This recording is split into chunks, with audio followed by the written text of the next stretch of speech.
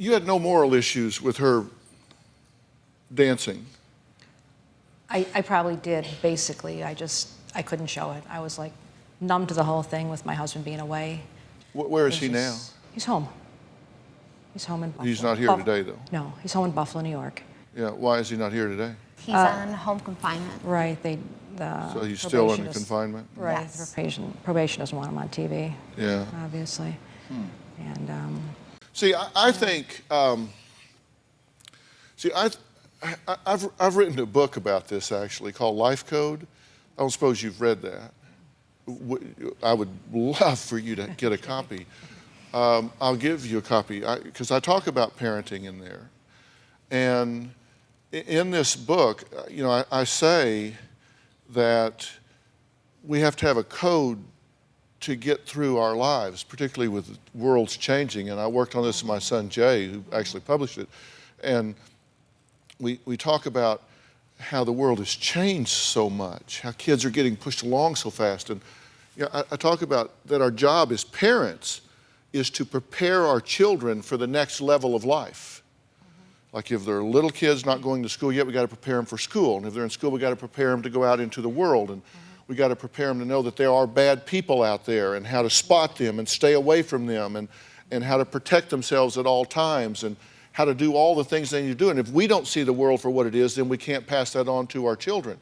And you know, I'm looking at the things that you knew as a mother. I mean, you knew that she was dating a 54-year-old man when she was 20. And you were okay with that?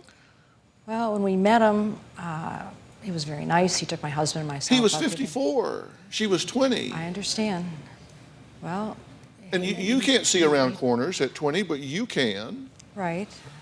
I didn't think it was the best thing. You told your mom that the 54-year-old attorney was interested in you. You Googled him to confirm he was a lawyer, but you had no problem with her seeing him, right? Well, when it first started out, I didn't think that they would see each other long, just take her to a political dance and just dinner. And after a while, you know, he'd invite us over to his house, my husband and myself, take us to the casino, take us to dinner, treat Okay, us well. a 54-year-old man wants to go out with your 20-year-old daughter, and you think that he wants to do that because why? I'm just asking. I'm just curious what your thought was. Obviously, for Why other did you reasons. think he wanted to go out with you? I was in such a daze of everything, between my father going to jail, my parents being felons, my house being raided, being bullied. I didn't know what to think. What did you think he wanted to discuss? I don't know, constitutional briefs or your briefs? I mean, what did you think? I was naive, I'm gonna admit that. I always learned that age is a number. You are either interested or you're not, or you're strong or you're weak. I thought he was interested. I was naive, I was stupid, and I fell into his lies. I believed him. That's the sad part.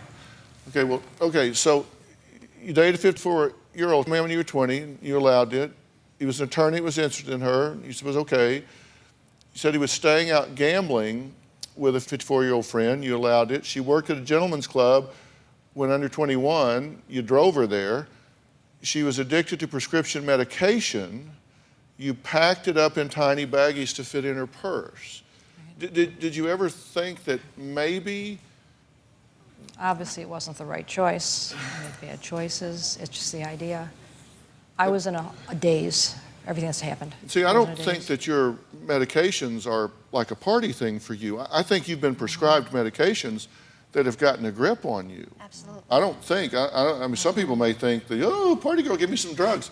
I don't think that's at all what has happened with you. Not at all. Because I've done my homework and I've seen the things that have been prescribed to you. We'll talk about them in a minute.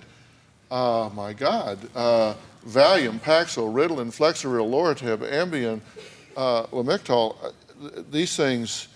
And when was the last time you had your blood drawn to check levels to determine if these are toxic or appropriate for you? Never did. Holy. Do you have a story or a question for me? Click the link in the description and tell me what in the world is going on.